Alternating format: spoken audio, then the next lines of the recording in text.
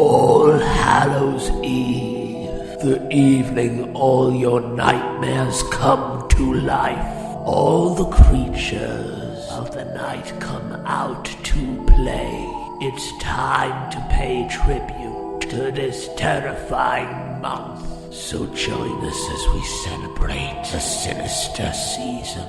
This is the Venom month of horrors. The reboot.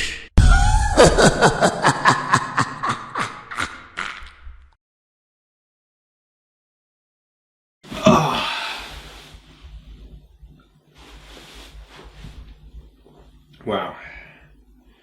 This trap really is torture. But it's all good. So, Saw 2 was amazing. But James Wan and Lee Winnell actually said, no, we're stopping. We're not doing a third one.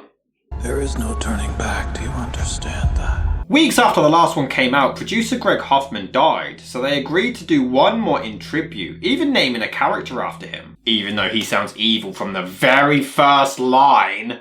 All he had to do was release himself from each of the chains.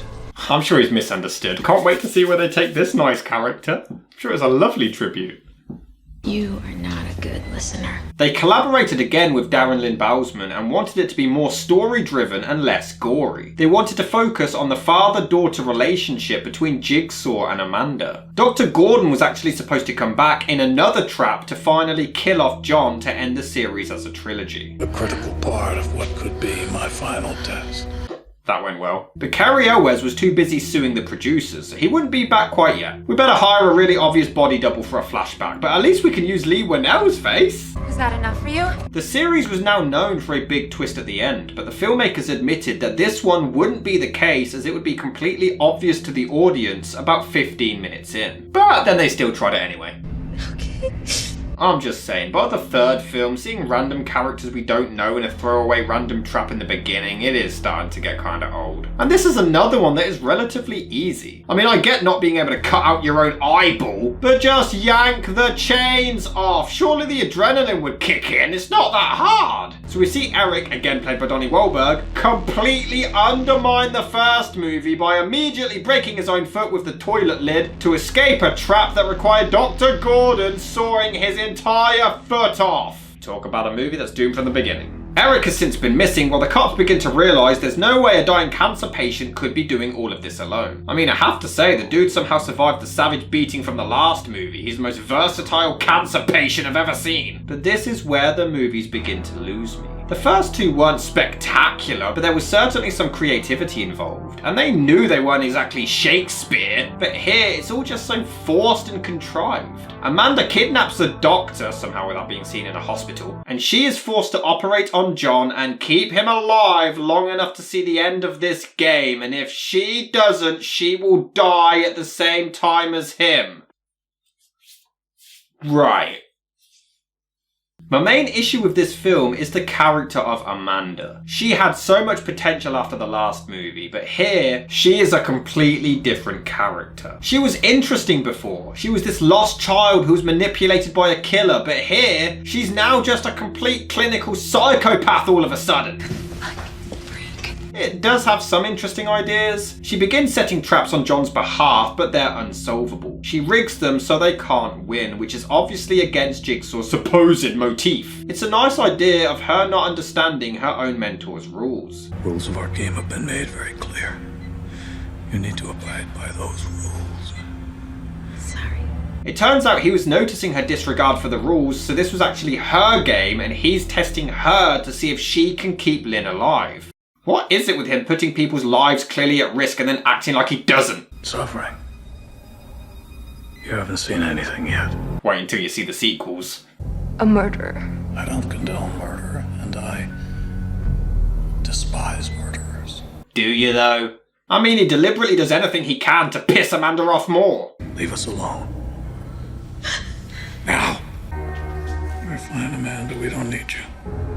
I mean, I get he wants to teach her, but considering his love for the woman, couldn't he just tell her the plan? We get more of her backstory, but is there any need for this? We already saw she was a drug addict who turned suicidal and John was a father to her. This is just unnecessary. We get flashbacks to the original and it's just pointless filler. We literally see her kidnapping Adam and setting up the original trap. This doesn't add anything. It's just a throwback to waste time. There's a main trap going on, but that's completely vanished into the abyss for half the movie. And this flashback only exists to rogue one away the plot holes. What's that? Slow my heart rate. Relax my muscles.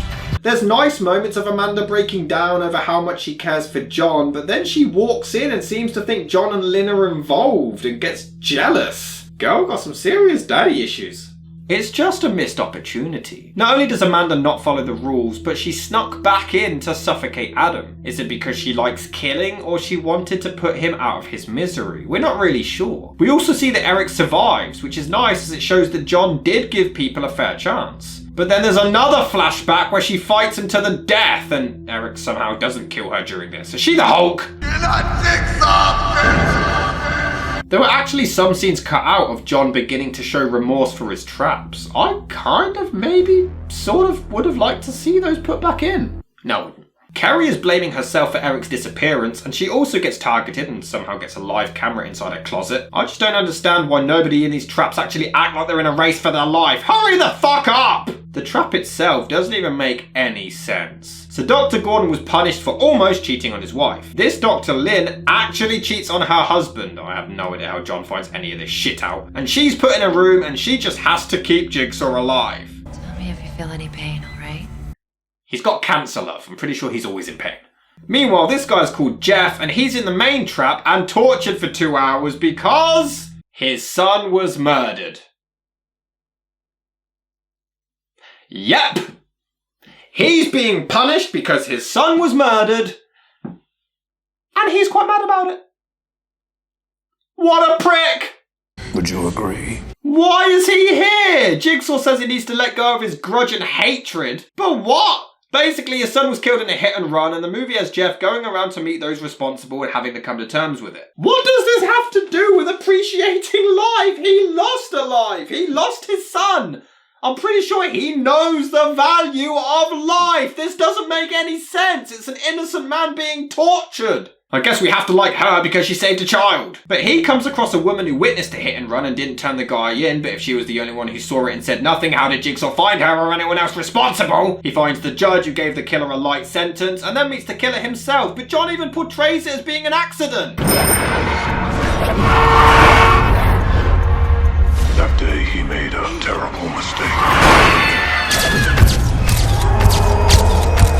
Except when he doesn't. Vengeance against the drunk driver who killed your only son. So which one is it, John? Sort your shit out, mate. The thing is, you'd think the character would learn pretty early on. He'd see this horrific torture and maybe not want to help the first one, but realise, shit, this is pretty fucked up, I better help. But nope!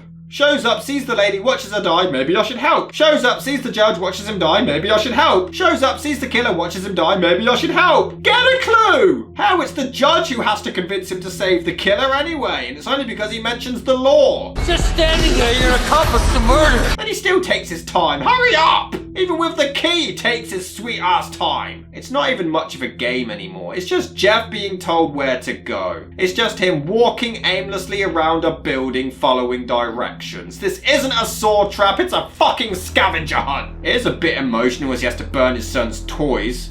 Still don't quite understand how Jigsaw thinks he's helping the dude though. It makes sense if Amanda arranged this one, but it seems John did! This is also the first one where I believe they just wanted to focus solely on grossing out the audience and not telling a compelling story. There's a surgery scene on John's brain and it lasts about 27 months. And they said they wanted to focus less on gore? Remember how subtle and clever the first one was, focusing on suspense and not this crap? It's just pointless. What does this add? Especially considering the ending. It adds nothing. He's gonna die anyway. The writers are just lying when they said this was going to be the last one. We get flashbacks to John's wife. Amanda finds a mysterious letter to herself, but we don't see what it is. John melts a tape for his autopsy because Saw has now become the fucking Looney Tunes. There's a cliffhanger ending about John's daughter. This movie is more sequel bait than a fucking Marvel end scene. And I can't wait to see how this cliffhanger is touched upon in the next one.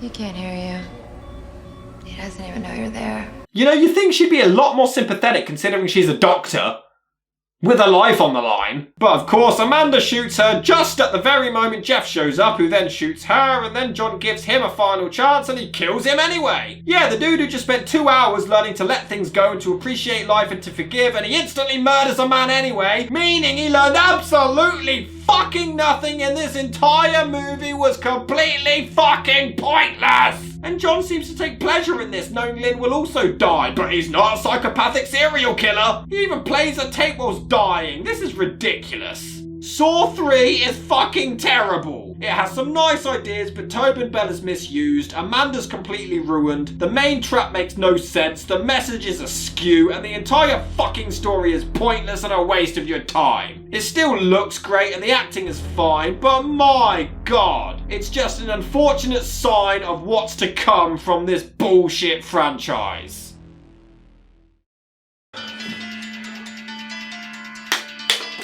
We're only 3 movies in. We're only 3 movies in.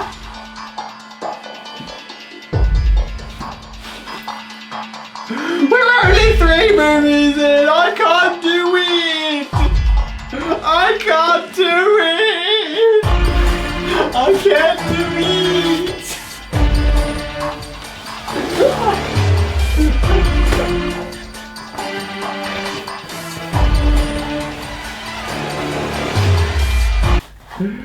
Why does Jigsaw have a pram in